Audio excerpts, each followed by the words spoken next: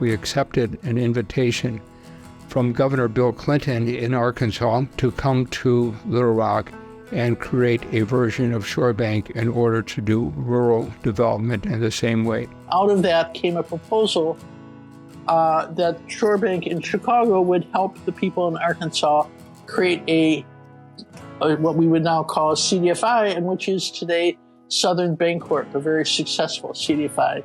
We would frequently have Saturday afternoon conversations with Governor Clinton at the governor's mansion. He, with his cowboy boots and Diet Coke in hand, would talk about development stuff and how it might be done. I think he was particularly attracted to the fact that we were a for-profit regulated business doing this. Their recognition was well-deserved, but they were in two places. And there was a lot of other really good work being done by an ecosystem of community development financial institutions. And by the time the CDFI Fund idea came around, there was this proof of concept. We had 10 years of history, and that was really important because what ended up as the CDFI Fund legislation was not what Bill Clinton had in mind.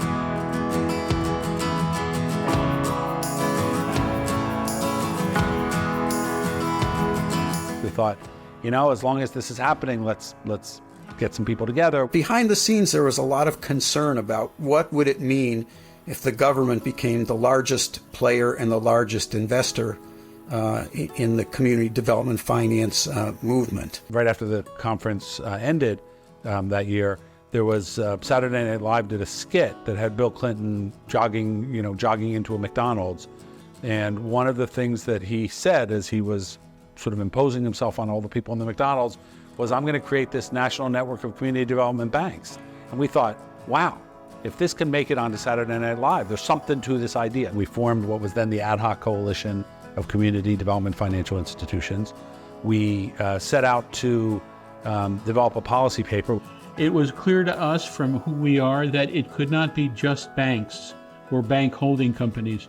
It had to be community lenders in their various forms, which were credit unions and loan funds as well as banks. It had to be equity infusions, not simply year-to-year operating grants, which would have meant we would not have had a movement for all these times. We needed to basically make the argument that this was not going to be your typical federal program. We had a clear notion that we wanted to build institutions, and that is the key insight and the key long-term value of the CDFI Fund. We were able to agree very readily, and we think came up with something pretty coherent that we could begin to sell to the Clinton administration and the congressional committees.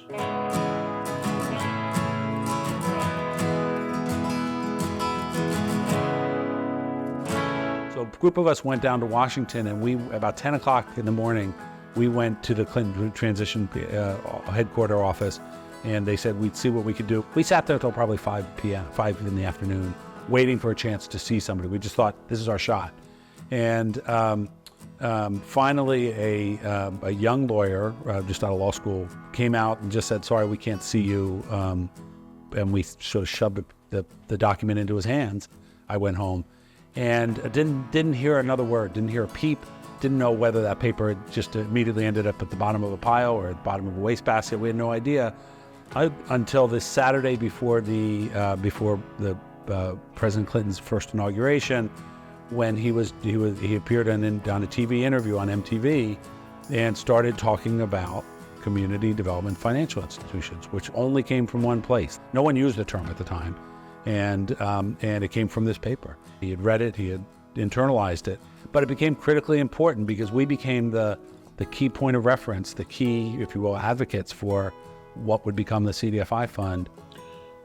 What is remarkable in retrospect is that we went from a cluster of a half a dozen people meeting in borrowed space to throw out ideas on the table to be sitting in and standing in the Rose Garden in July 1993, 6 months into the Clinton administration, where President Clinton in front of an audience of dozens of Congress people, advocates, and so forth, were introducing this legislation for the first time. The speed of it in retrospect is stunning. I mean, literally, President Clinton gets in office, and 6 months later, they're introducing legislation.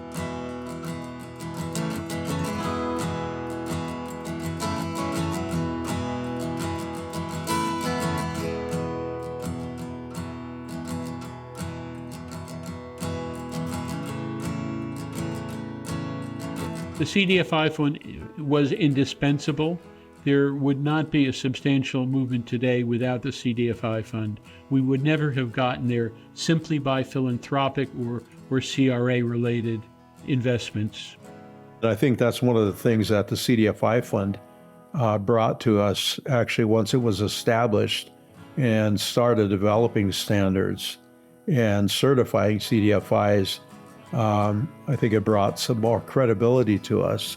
And also, we started to get noticed by our representatives in Congress and other people on both sides of the aisle. The thing that I think will be a more lasting impact is that while not a regulator in the classic sense, it became the agency sitting in Treasury that helps standardize what it meant to be a CDFI. And so in establishing kind of standards of practice, they've helped us, an unregulated industry, give to partners the confidence that CDFIs are worthy partners for them. Their most enduring impact is that they are demonstrating every day that you can make loans in low-income markets to young small businesses, to minorities, to Black homeowners, to build affordable housing, and prove that the banking, and by doing that with low loss rates and sustainable activities, that they are proving that the banking industry is just sheerly wrong in its attitude towards lending in low-income markets. CDFI Fund has been at the center of investing in organizations that have been not only anchors for their communities, but making sure the capital is deploying in places where it's needed most. So it's a tremendous feat, and I look forward to the next 30 years of impact that the CDFI Fund will have.